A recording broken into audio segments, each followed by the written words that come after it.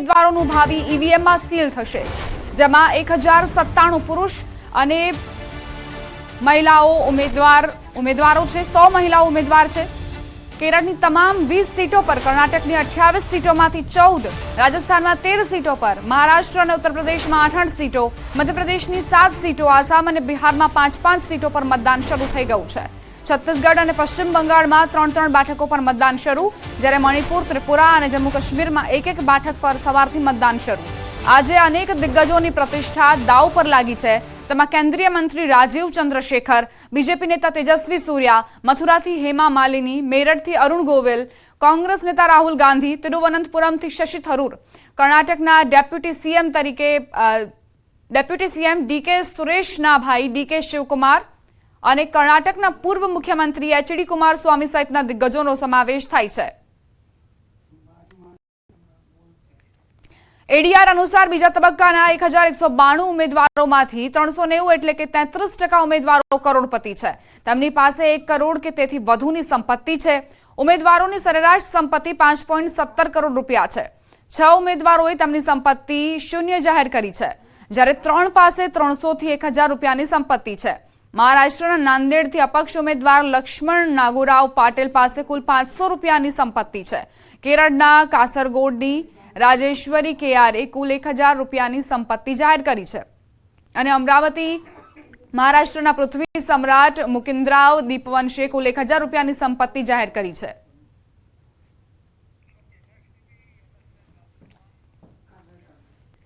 રાજસ્થાનમાં લોકસભાની ચૂંટણીને લઈને ગુજરાતમાં વસતા રાજસ્થાનના મતદારો મતદાન માટે રવાના થયા।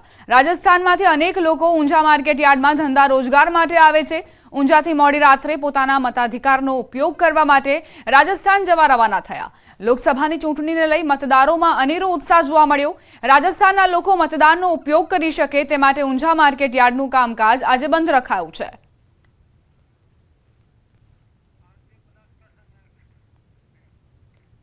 ગુજરાતના પાડોશી રાજ્ય રાજસ્થાનમાં આજે લોકસભા બેઠકો માટે મતદાન થઈ રહ્યું છે, જેમાં સવારથી મતદારોએ જોશ બતાવ્યો છે।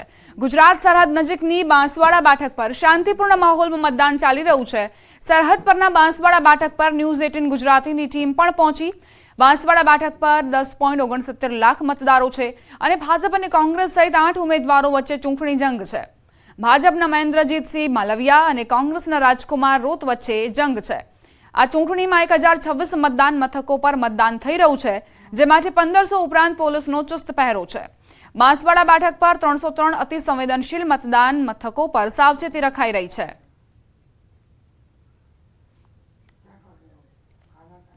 રાજસ્થાનની 13 જેટલી લોકસભાની બેઠકો ઉપર વહેલી સવારથી મતદાન શરૂ થયું હતું। તેવા સંજોગોમાં જે ખાસ કરીને જે લોકો છે, મતદારો છે, તે મોટી સંખ્યામાં આવી રહ્યા છે। આપણે અત્યારે હાલ બાંસવાડા જે બેઠક છે ત્યાંના રતનપુર જે મતદાર મથક છે ત્યાં પહોંચ્યા છીએ, ત્યાં પોલીસ સ્ટેશન છે ત્યાં છે। આપ જોઈ શકો છો કે લાંબી કતારો લાગી ચૂકી છે। લોકો વહેલી સવારથી લાંબી કતારોમાં જોડાઈ ચૂક્યા છે। મહિલાઓ ખાસ કરીને સૌથી વધુ ધ્યાન ખેંચી રહી છે કે મતદાન કરવું જોઈએ અને મતદાન કરવા માટેનો જે ઉત્સાહ છે તે જોવા અહીં મળી રહ્યો છે અને ભારે ઉત્સાહ સાથે લાંબી કતારોમાં જોવા જે ચુસ્ત બંદોબસ્ત સાથે, કારણ કે 10,69,000 જેટલા મતદારો છે તેવા સંજોગોમાં 1026 પોલિંગ સ્ટેશન છે, ત્યારે શાંતિપૂર્ણ માહોલમાં મતદાન થઈ રહ્યું છે। અમે હાલ જ્યાં ઉપસ્થિત છીએ રતનપુર જે ચેકપોસ્ટ વિસ્તાર છે ગુજરાત રાજસ્થાનનો, ત્યાં ચેકપોસ્ટ ઉપર છીએ અને ત્યાં પાસે આવેલું જે આ મતદાન મથક છે તે બાંસવાડા બેઠક ઉપર આવેલું છે અને ખાસ કરીને શાંતિપૂર્ણ માહોલમાં અહીં મતદાન થઈ રહ્યું છે। મહિલાઓ આપ જોઈ શકો છો, લોકો જોઈ શકો છો, તેવા સંજોગોમાં લોકો આવી રહ્યા છે અને શાંતિપૂર્ણ માહોલમાં અહીં મતદાન કરી રહ્યા છે।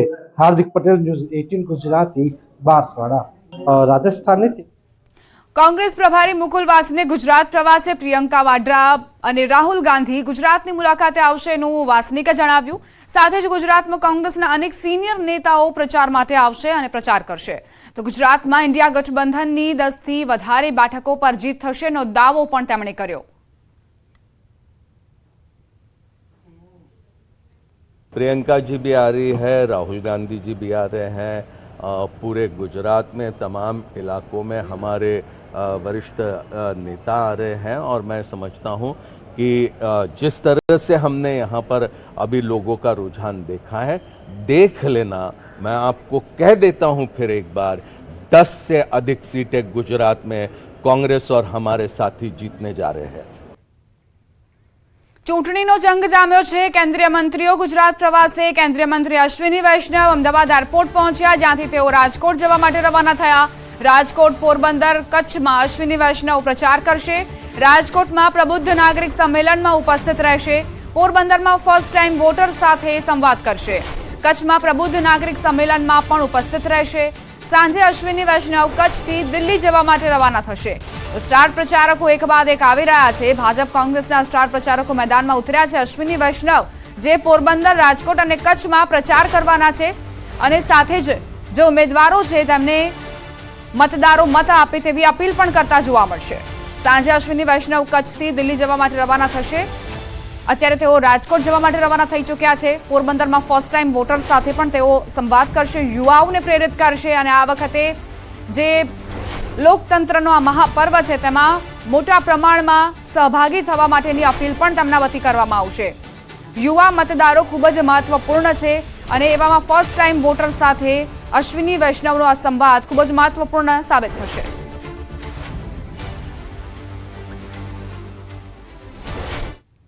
ભરૂચના આમોદ તાલુકાના ગામોમાં ગ્રામજનોએ ચૂંટણીનો બહિષ્કાર કરી વિરોધ નોંધાવ્યો છે। આમોદ તાલુકાના ગ્રામ્ય વિસ્તારના લોકોએ રોડ નહીં તો વોટ નહીંની માંગ સાથે તાલુકા મામલતદારને આવેદનપત્ર પાઠવ્યું હતું। આમોદ તાલુકાના વિકાસથી વંચિત મછાસર, માંગરોળ, વલીપોર, દેણવા અને હેતમપુરા ગામના લોકોએ ચૂંટણી બહિષ્કારના બેનરો લઈ વિરોધ નોંધાવ્યો। 18 વર્ષોથી આ રોડ ન બનતા ગ્રામજનોમાં આક્રોશ જોવા મળ્યો છે। કોઈ પણ રાજકીય પક્ષના કાર્યકરોએ પ્રચાર માટે ગામમાં પ્રવેશ નહીં કરવાના આવેદનપત્ર દ્વારા ચીમકી ઉચ્ચારી છે।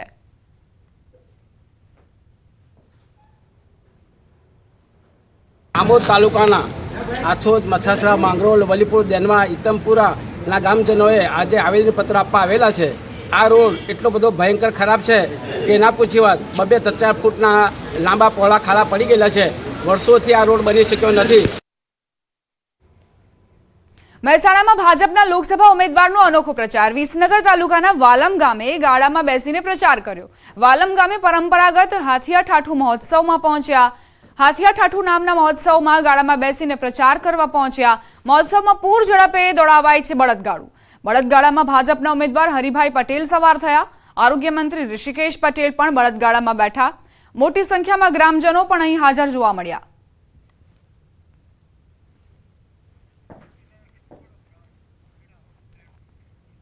એક તરફ લોકસભાની ચૂંટણી નજીક આવતા કડક બંદોબસ્ત અને સઘન સુરક્ષાના દાવા કરાઈ રહ્યા છે। બીજી તરફ સંસ્કારી નગરી ગણાતા વડોદરામાં દારૂની ભઠ્ઠી ઝડપાઈ। ભાલિયાપુરા ગામની સીમમાંથી મોટી માત્રામાં દારૂની ભઠ્ઠી ઝડપી પાડી। અનેક બેરલો ભરેલા દારૂ બનાવવાનું મટીરિયલ પોલીસે ઝડપી પાડ્યું। પોલીસે કોતરોમાં દેશી દારૂ તૈયાર કરવાની દેશી ફેક્ટરી ઝડપી પાડી। 5 આરોપીની ધરપકડ કરી દેશી વોર્સનો નાશ કરીને એલસીબી ઝોન 3ની ટીમે કાર્યવાહી કરી।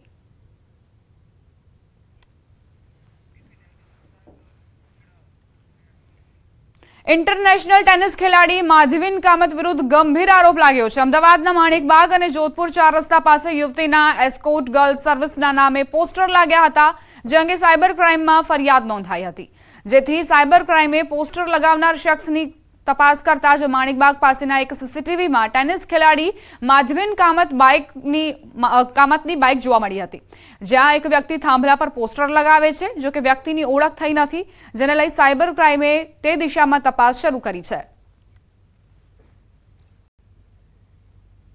જે ફરિયાદી છે એમના ફોટોનો મિસયુઝ કરીને એક ખોટું પોસ્ટર બનાવીને એમને અમદાવાદ શહેરના અલગ અલગ પબ્લિક જે પ્લેસ ઉપર ચોંટાડીને અને એમાં એમનો ફોન નંબર નાખીને તથા ખોટું લખાણ લખીને તો એવી રીતના પોસ્ટર લગાડવામાં આવે, જેથી એક શકમંદ વ્યક્તિ છે કે જેમને સીસીટીવી ફૂટેજ પોસ્ટર લગાડેલું છે, એ જે બાઇકનો યુઝ થયો હતો એ બાઇક માધવીન કામતના નામનું યુઝ થયેલું છે અને એ બાબતમાં અમે આગળની તપાસ કરી રહી છીએ।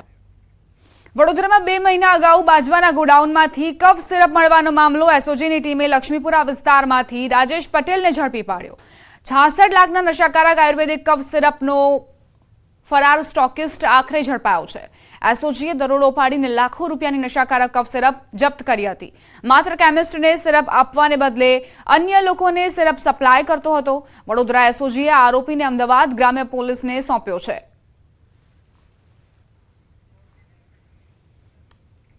મોરબી પાલિકાની ઘોર બેદરકારી સામે આવી. ખુલ્લી ગટરમાં બાળક પડ્યું, માંડ બાળકનો જીવ બચ્યો. રાહદારીઓ પરિવારજનોએ બાળકને બહાર કાઢ્યું.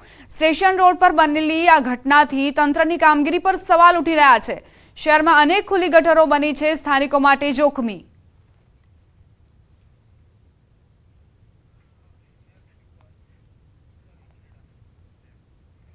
સમાચાર ખેડાથી પ્રાપ્ત થઈ રહ્યા છે. ખેડા જિલ્લાની મહીસાગર નદીમાં ઓઇલ લીકેજનો મામલો. જીપીસીબીએ થર્મલ પાવર સ્ટેશનને રૂપિયા 1 કરોડનો દંડ ફટકાર્યો. 7 એપ્રિલે પાવર સ્ટેશનના પ્લાન્ટથી ઓઇલ લીકેજ થયું હતું. મહીસાગર નદીમાં ઓઇલ મળી જતા જીપીસીબીની કાર્યવાહી. ન્યૂઝ 18 ગુજરાતીના અહેવાલ બાદ નદીમાંથી પાણીના નમૂના લેવાયા હતા. પાણીના નમૂના ચેક કરતા લીટર પાણીમાં 200 મિલીગ્રામ ઓઇલનું પ્રમાણ મળ્યું. ગંભીર ઘટના છતાં પાવર સ્ટેશનના અધિકારીઓએ જાણ નહોતી કરી. ઘટનાને છુપાવવા જતા નદીમાં જાતે સફાઈ અભિયાન શરૂ કર્યું હતું.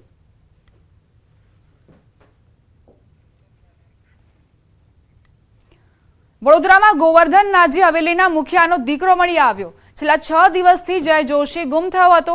વૃંદાવન આશ્રમમાંથી મળી આવ્યો જય જોશી. ડીસીપી ઝોન 2 ની એલસીબી ટીમે ટેકનિકલ સોર્સથી બાળકને શોધ્યો. પુત્ર જયનો પતો લાગતા પરિવારજનોએ રાહતનો શ્વાસ લીધો. અલકાપુરી ગોવર્ધન નાજી હવેલીના મુખિયાનો પુત્ર ગુમ થયો હતો.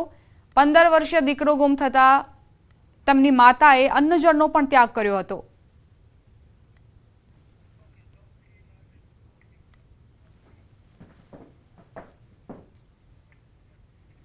રોકાઈશું એક નાનકડા વિરામ માટે. વિરામ પહેલા નજર ટોપ 3 ન્યૂઝ પર. આજે બીજા તબક્કાનું મતદાન. 13 રાજ્યની 89 બેઠકો પર મતદાન. 1206 ઉમેદવારોનું ભાવિ ઈવીએમમાં થશે સીલ.